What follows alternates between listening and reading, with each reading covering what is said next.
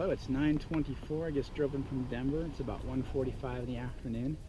About 60 degrees here. The whole drive from Denver, once I hit Eisenhower Tunnel, I had my windshield wipers on. It was snowing, so a lot of the foliage actually had snow on it. And once you got more west, it opened up a little bit, but it literally rained right until Grand Junction, and the weather is fine now. So I am at Capitol Reef National Park. First time here. I am at the Chimney Rock Trailhead, something I've never been to before either. Trying something a little different. Total drive time about 7 hours from the Denver area. Not too bad. It was actually a pretty fast drive. You go through Cohab and stop off at stop signs and stuff. So I'm trying to do a two-nighter here. Going to do some double loops in the area. Park is actually pretty busy. I drove an additional area and the road was actually closed. I've had flash flooding here, so there should be water. That won't be a problem. But again, it's only in the 60s, 30s at night. So I brought a bigger bag than what I would probably normally use because it will be cold. But there we go. Well-marked trail to start with. So I will shut 10 minutes into the hike, and I don't know if I'll pick it up, but there's a parking lot. You can kind of tell that it's straight uphill for quite a while. So probably gonna hit the top of the plateau over there and make our way around. So it'll be uphill for a while. They had flash flooding here 2 days ago. One of the roads was closed, but the trail's very dry and you can see footprints and stuff in it, but panoramic of. So eventually I will be at the top of that ridge up there. So I'm gonna try to get some miles in right now. The other neat thing of this area is there is camping, but there you get a permit. There's no designated spots. You kind of just find one. So the Fremont River is about 10 miles from here. I'm not getting there today. I'd like to go about 5, maybe place camp halfway, and then at a trailhead junction, drop my pack and do some exploring as well. So it's about 2 o'clock, maybe about 4 hours of light, so I'm gonna get on moving. It's about a half hour into my hike now. Just ran into a couple backpacking that I caught up with. Definitely now feel like I am entering into a slot, and as you can tell by what I'm walking on, it's like a washed trail here where it was probably a couple feet of water last day and a half. Still see mud on the edges and the side, but easily marked. No doubt about that. So it looks like as I approach this corner here, I'm gonna have some real tall overhangs. Petrified wood. Or just a log that someone's using as a seat. No, that's, wow. That's petrified wood. Wow, neat. That may have been walking the other day. Alright, let's see if I can give you a shot of the corner here. So I'm still moving along pretty good. I just had my first obstacle. Really curious what I just came from. So, no obvious route over there. Just kind of had to go up around there. Through the channel here, right through here. Everything is easy except right over there. So, making decent time. Probably a couple more hours into my hike in this general direction. Starting to get a little bit more damp. So as I'm walking now, I'm picking up a little bit of dirt. It's not all kicking off.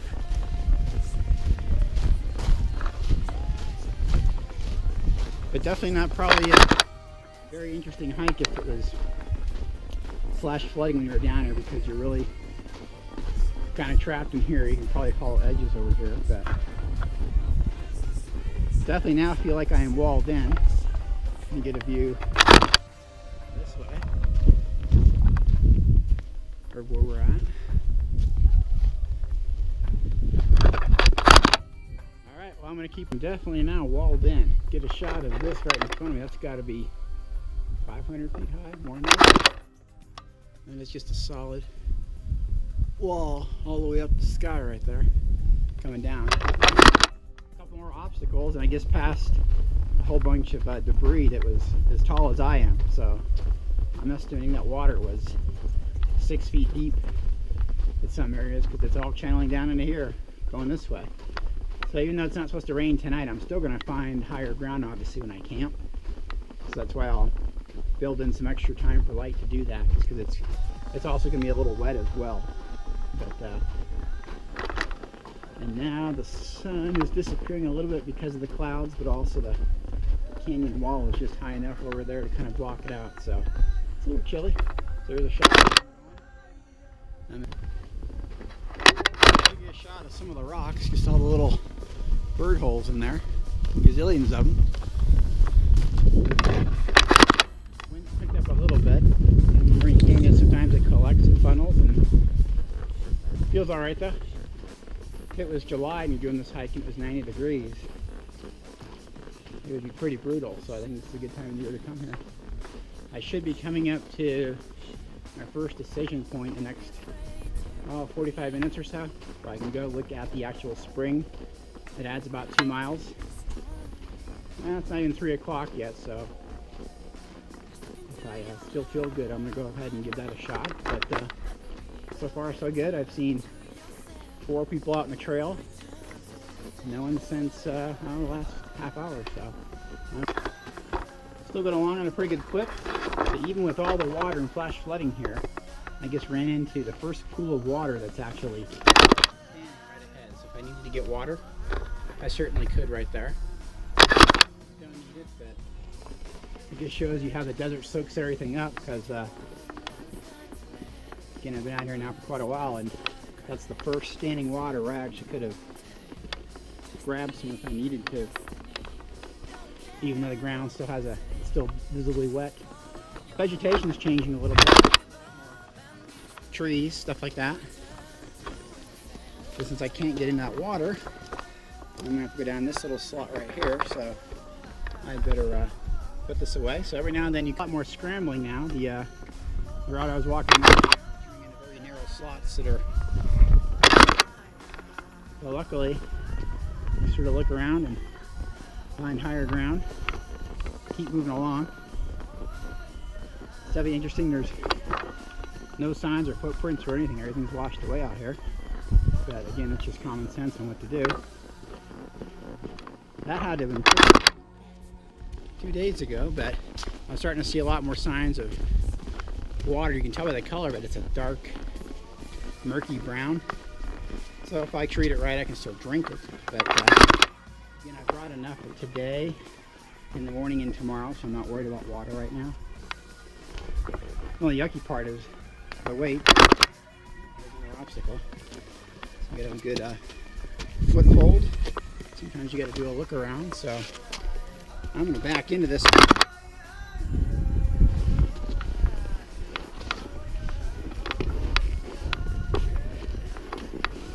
Didn't say it was easy to do with the weight in your back, but you got to be safe. It's one bad foothold out here. You can tilt backward with your weight on your back, and game over. I'm not going to do that. But, oh wow, this is a real tall one. This, okay. I see footprints. Good. That's a good sign. Look how deep that is over there. Wow.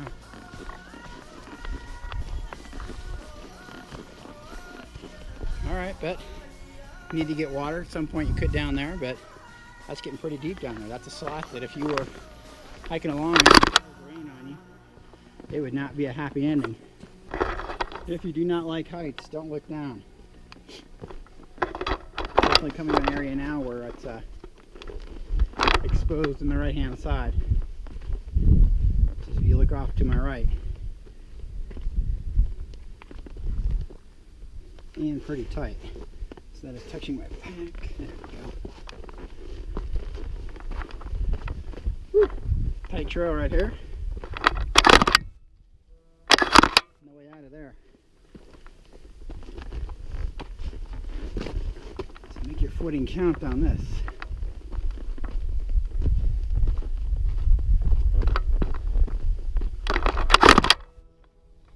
Yeah, steep. You're not coming up that one.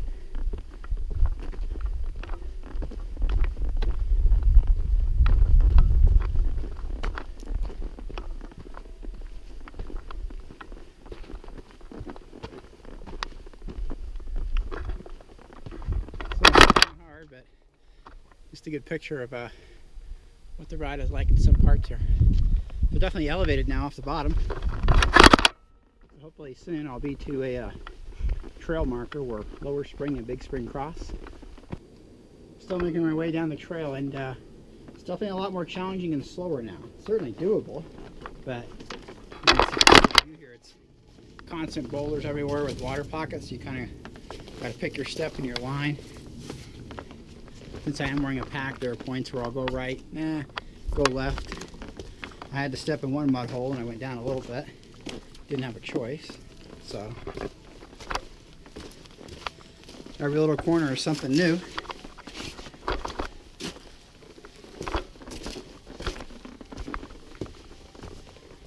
So again, yeah, here's a good example here. You come around a corner, you're like, oh boy, what do I do? So you kind of, I could go through there, I could go through there. Maybe it's worth it just because of the weight in the terrain to just go for it. So I think I'm going to go around this because that is, well, I can go there, there. I could slip. It's worth taking a look. So the example where I'm right now is a lot slower. All right, so I am now absolutely surrounded by rock. My direction is that way, and at this point in juncture it looks like it ends like you're just coming this ending, and then it'll open up around the corner and keep on going. But wow, these are massive. So it is now just about 4 o'clock. I'm gonna probably the next half hour try to look for a spot on high ground. It'll be interesting because I'll definitely be within the canyon, but again I'll try to get elevated a little bit. The lower areas, one because of the water, but also the colder air will sink there. And I'll be looking over my head as well, hoping there's not a 700-foot cliff right above it with big rocks. So we'll keep plodding along here. Again, more obstacles to kind of deal with as we go through it over here. So I'll do rudder travel through there and keep on. All right, so day one, I've reached my site, and again, you just find one. And as you keep going around every corner, you're like, oh, this one's better, this one's better. I chose this one just because it is out of the wash right there, but it's hard to find level ground as well, and actually have all this debris here. So I'm a little up, so it won't be as cold. The cold air will sink down. I'm a couple feet above it. And I also don't have stuff directly above me, although if something falls, it's coming this way. But 360 of my accommodations for the night. I also like the greenery over here too. It does get windy. When I ride it was a little bit. It'll block some of it. So I am now getting ready for my meal because I really didn't eat all day today. I had some granola on the drive up and I had some trail mix. Gonna go with some noodles, tuna, and I'm dehydrating some veggies right now. I'm gonna have a cold drink as well. I'm definitely hungry, ready to eat. Tomorrow I'll make some food as well, and I'm doing what's called freezer bag cooking, so everything's going to stay in my Ziploc. So after I boil that water, I'll let it sit for 10-12 minutes while I drink, keep everything in there, get as much out as I can, and just fold it up for my trash. That way it's easy to take out of here, not too dirty as well. So, alright, so it's Saturday night around 6:15, and I've eaten, put everything away, went on a little walk. I found some more water washed up, little things like that. What's unique is this is the first time I've ever been out in the backcountry where I haven't had to worry about bears, so I didn't have to bring a bear vault, and I've actually got my stuff here in the tent. The reason being is I have seen some little critters around and stuff, you know, the kind that will get into your stuff and eat your food, so I'll have everything in here tonight, drying stuff out, not really wet. It is supposed to be cold, so I will have socks, gloves, all that. One thing I noticed when I was out the water hole when I was wearing my sandals is I do have small little blisters under my big toes, but that's why you bring your emergency kit, right? So not too bad, but I've got those buttoned up right there, so everything should be okay tomorrow. So my goal tomorrow is the Fremont River, cross that, Cohab Canyon, and explore some other routes, and I'll do one more night down there. And then my last day, I'll probably stay more around the visitor center. I may do Sulphur Creek. The water that I was even found is freezing, so I don't think I'd really want to go trudging in water for a long period of time. The only thing I forgot was I usually wear a liner sock. And I think that's why I got the blisters today, because it's not straight walking. You're going over rocks and obstacles, so the smallest little thing you forget can get you. So I'm gonna read my Kindle, relax, and if I'm just quiet for a second, if you listen, you will hear nothing. September 25th, my first full day in the canyon here. And I'm leaving my site, cleaned everything up, had a good breakfast, ready to go. I actually ate out right here on this rock. Nice spot to eat, and as I was eating there, I noticed that my site was right behind that rock, and you can see the debris from the flood from just a few days ago. It was obviously right on over that. So my objective today is to find, there's a spring a couple miles down. It's off the main trail, but I think I'm gonna get my fresh water there because I have some of my Camelback, a little bit in my bottle. But for dinner tonight, breakfast tomorrow and all that, I am out. And I think if I get it from a natural occurring spring, it'll be a little cleaner and fresher. I have a feeling the Fremont River will be high, and it's going to be silty ground with a lot of runoff. Still drinkable, still treated, but I think I'm going to try something else. The sun, as I was getting up right over here, it was just at the top, so it's just starting to come down to the canyon now. And it will feel nice. It's a bit chilly right now. I'm used to it, ready to go. I'll get my body heat going when I get moving, but there's definitely a little chill. But the nice thing is it's not like you're real hot and sweaty and you need water. So I'll check in about an hour or so. Get a little bit. So about 25 minutes into my hike, just kind of giving you an idea of where I'm coming from. I still have not had direct sunlight on me yet. A lot of obstacles. So as you're going along through this trail system, you pick a route, you look at it, and you kind of head a different direction as you're going along, picking it. So it's certainly okay to navigate. It's just it's not step and go and sprint, especially with a pack. And the sand is still wet, so you'll sink a little bit. Got some more water collecting here. It actually looks clearer than what it was up there. But again, I'm hoping for a spring here in the next couple of miles where I can get some. But, I haven't seen anyone today. Still really early though, I would expect to, because I am probably almost in the middle of where these trails merge in nowhere.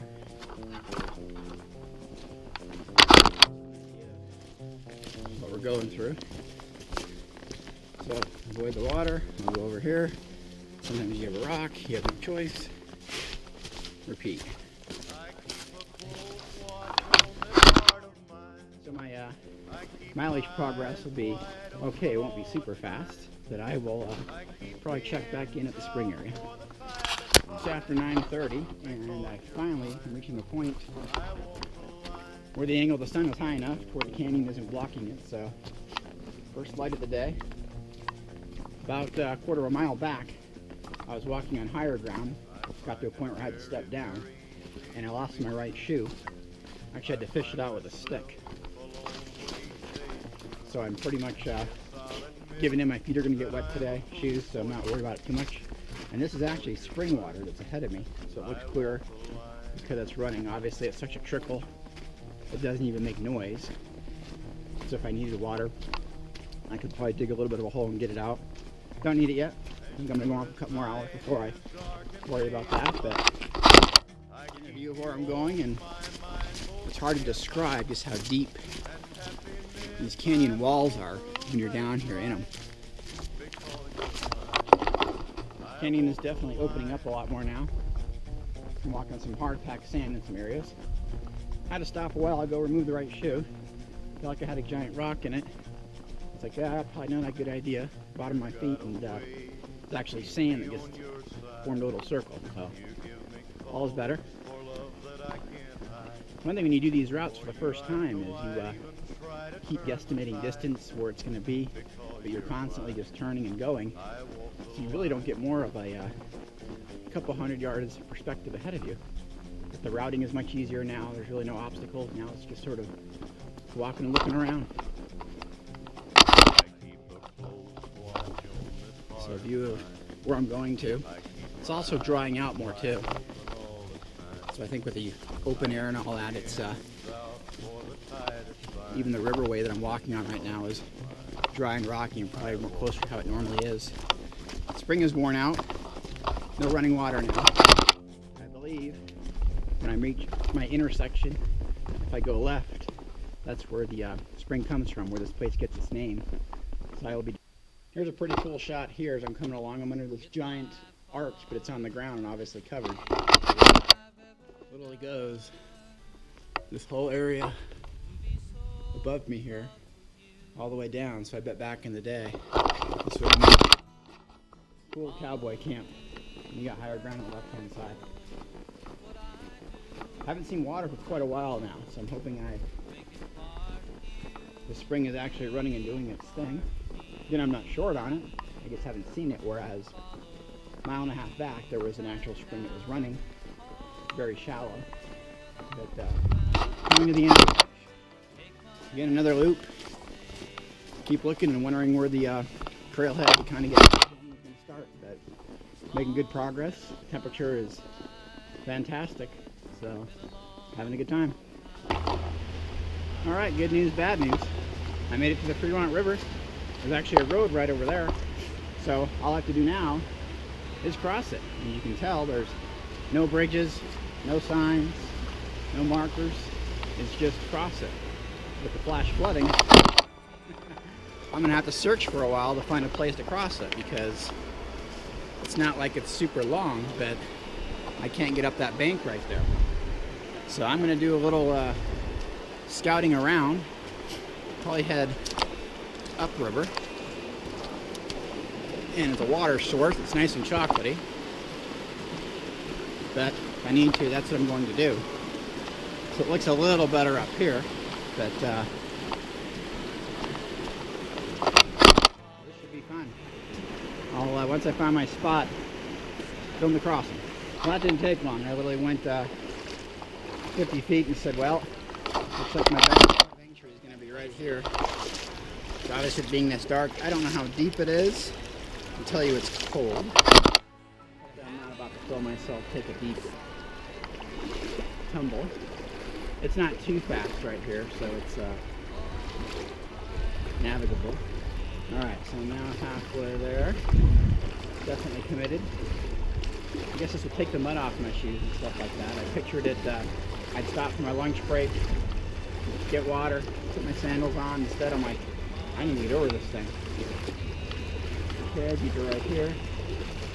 Whew, definitely cold as well.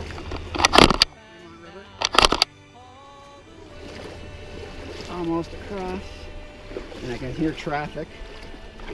Again, as I said earlier, this park is a lot smaller. I should be up on the road here, 100 yards or so. All right, that could have been worse. Definitely tell the landscape is changing. I see birds. I had a deer after me. Got a nice butterfly right there. But it's interesting where the route is. Not marked, you just kind of go on instinct and you can tell where you're going. It's about noon and I'm finally approaching the Grand Wash. I've been on this road for half hour or so. I started off going the wrong direction, then it kind of hit me. This doesn't look right what I was looking at my map earlier. So one of those things where you're pumped up, want to get moving so bad that you don't really know where you're going. The Fremont River is to my left. Trailhead's over here. There's cars all over it. Take the risk of trying to find a spring somewhere up here, as opposed to getting the river water. It just looks pretty murky and all that. So I think I'm going to take a little lunch break over here as well. So it's high noon. I'm now in the Grand Wash, and I took the wrong way when I left the Fremont River. Kind of realized it pretty quick, but it was still kind of funny. I was like, I'm going the wrong way. So this is about 2.5 miles. It'll start going into some arches, branch out to another area.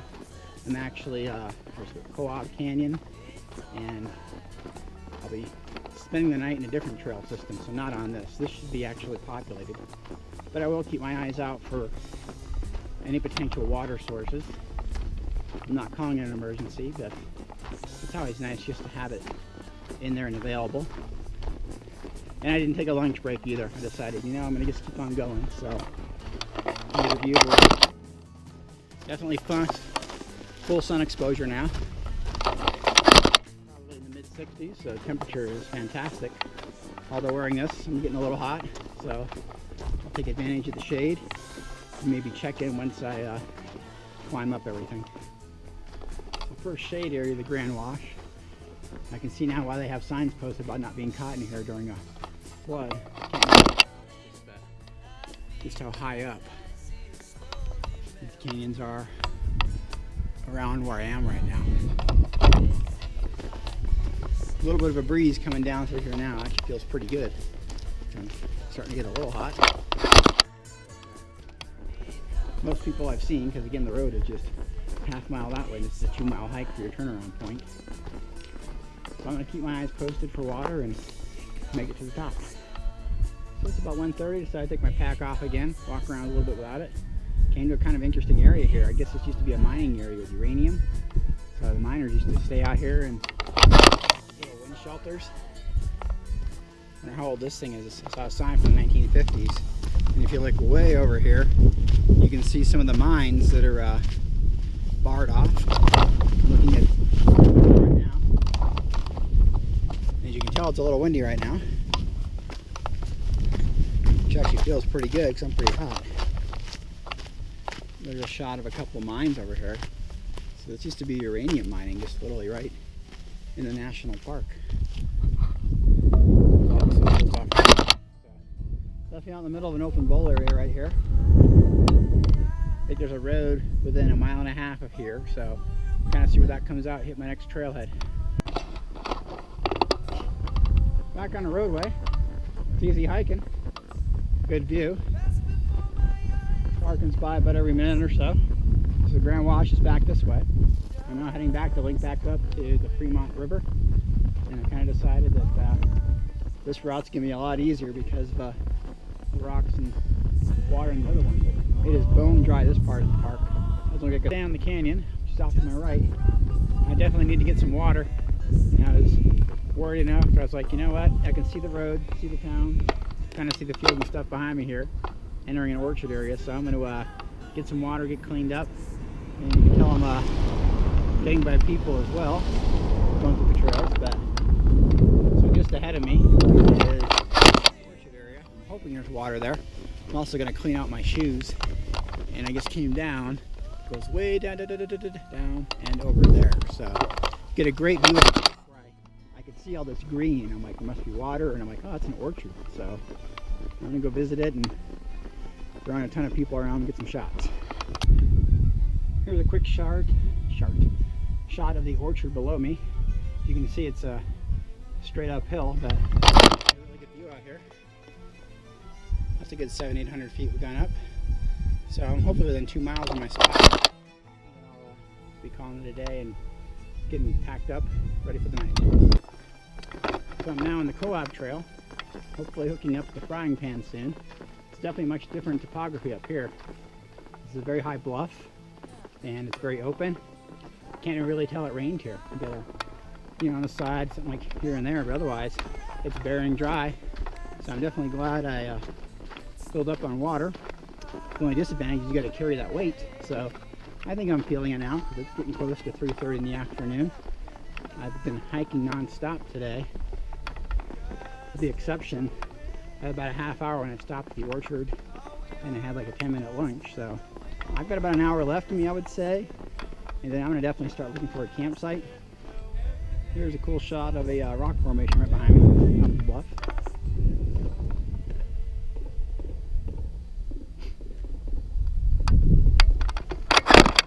Got one there, and another over there. We're just in the middle of nowhere.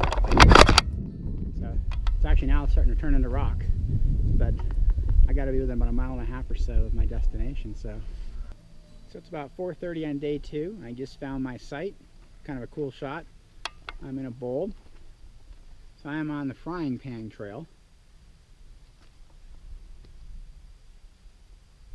Nice and quiet up here. So again, no designated sites. I had a lot of rock. I found a little bit of dirt that wasn't crypto. It's just under those trees. It's definitely tucked into there.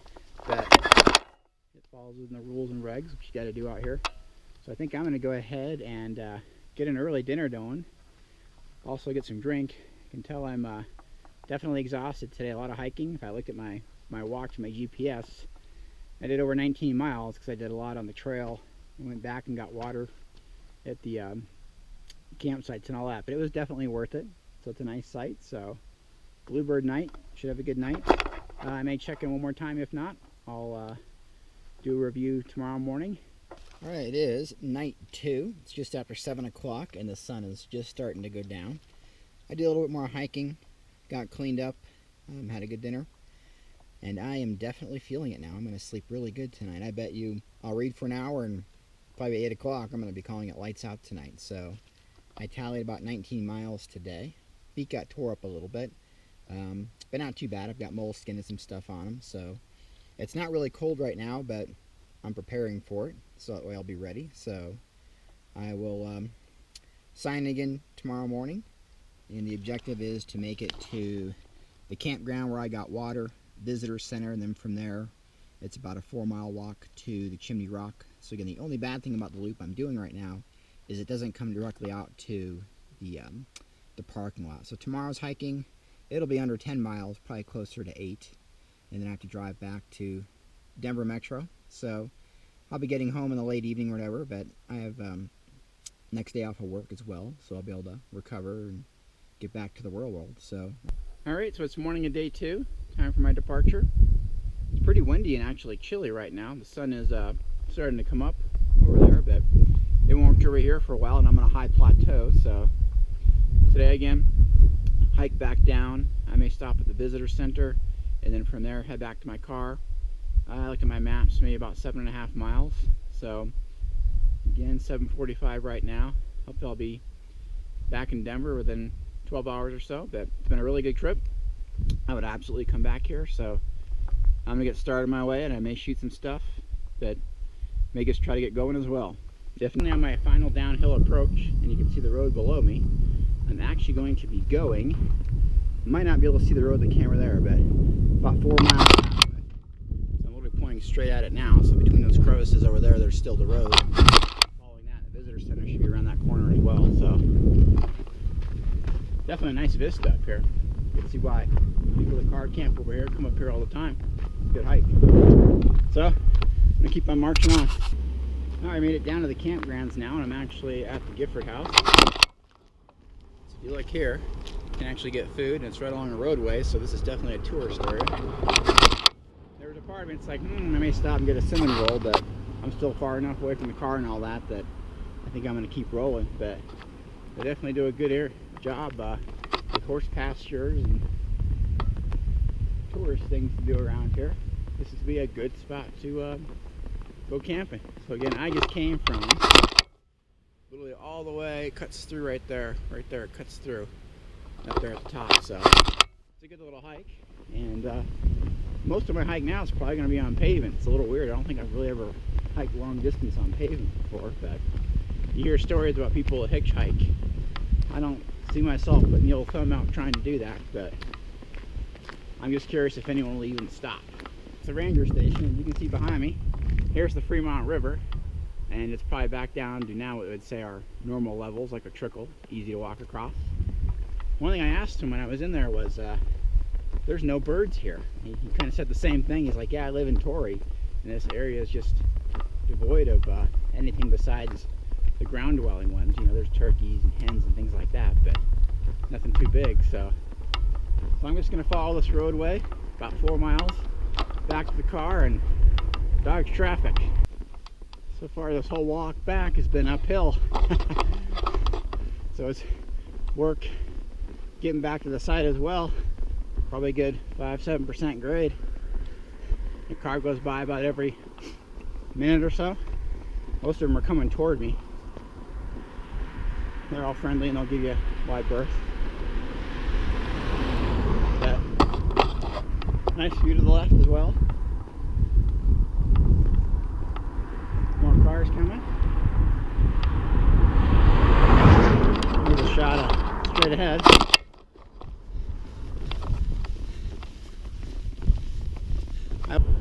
Alright, this will conclude my trip. Straight ahead of me is a sign of Chimney Rock. So my parking is right over there. So I'm going to change, get cleaned up. Definitely going to probably have a snack. But fantastic trip. I wouldn't want to be doing this hike in August though on this road. It's only probably 60 degrees right now. I'm actually starting to get hot. If you're doing this at 90 degrees, it would be a death march.